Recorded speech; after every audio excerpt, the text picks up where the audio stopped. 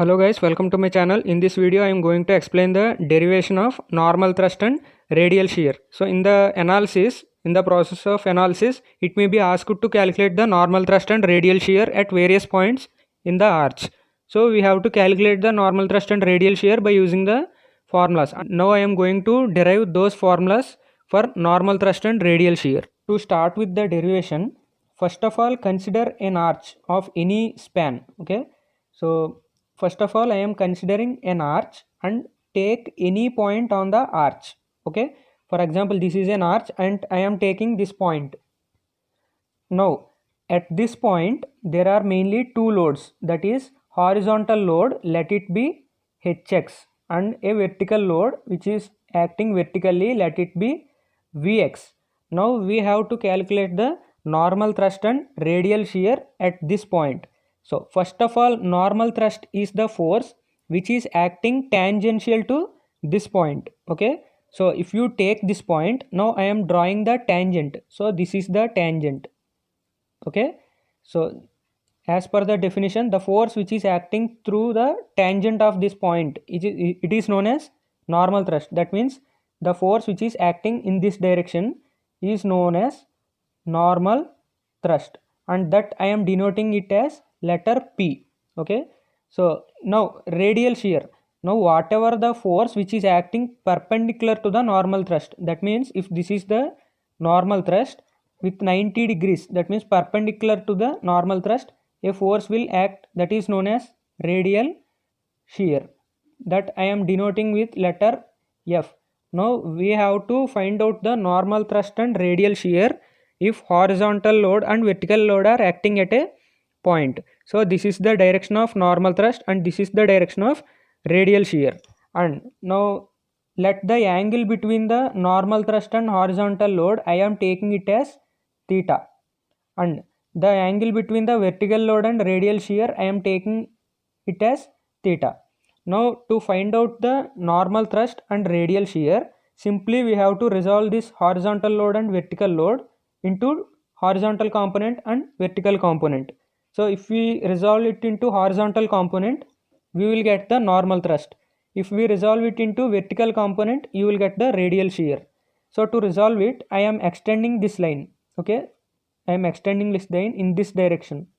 So now take this, these two are perpendicular to each other. Okay, these two are perpendicular to each other and this is the force acting with an angle theta. Now I have to resolve this force in this direction. Okay, so this is the force, the angle is theta. Now I have to resolve this force in this direction. What will be the component of hx if I resolve in this direction?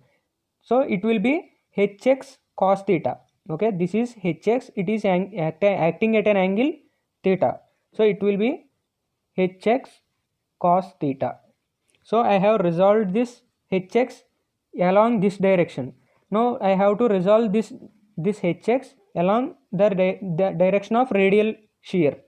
Now if I resolve this in this direction, the force will be hx sin theta.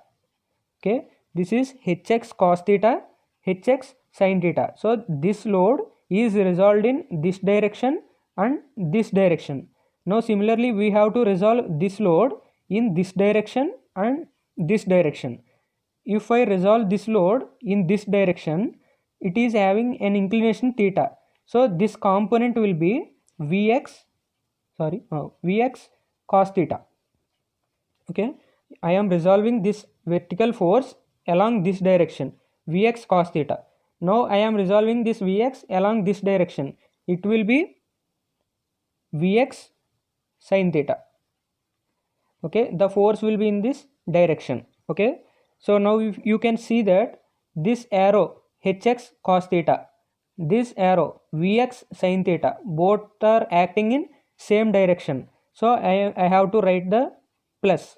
Okay, now this is the acting in downward direction and this one is acting downward direction, both are acting opposite in direction, so I have to do the difference. Okay, so the difference between those two loads will give the radial shear.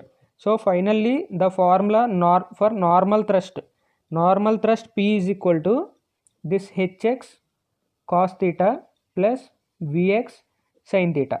This is the formula for normal thrust. And now the radial shear I am denoting it as F.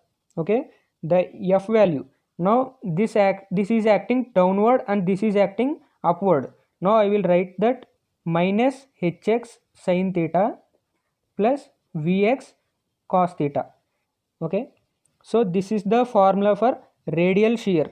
So here the assumption is that the force which is acting downward is taken as positive and the force which is acting in this upward opposite direction as negative. So minus hx sin theta plus Vx cos theta is the formula for the radial shear. By using these two formulas we have to calculate the normal thrust and radial shear at any point in the arch. This is about the derivation of normal thrust and radial shear. Thank you.